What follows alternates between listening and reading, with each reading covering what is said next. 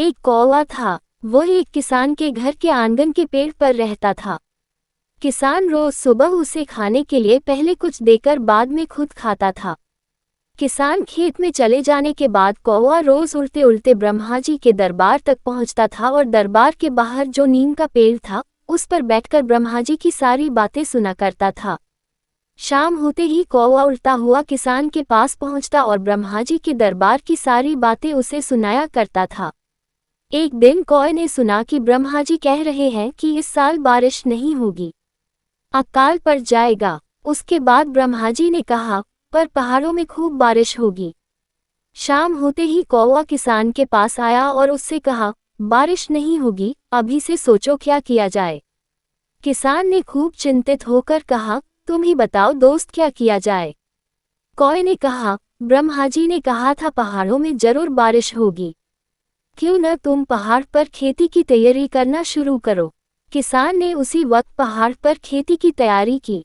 आसपास के लोग जब उस पर हंसने लगे, उसे बेवकूफ कहने लगे, उसने कहा, तुम सब भी यही करो।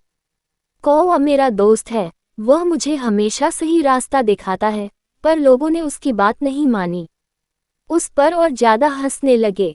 उस साल बहुत ही भयंकर सूखा पड़ा। वह किसान ही अकेला किसान था जिसके पास ढेर सारा अनाज इकट्ठा हो गया।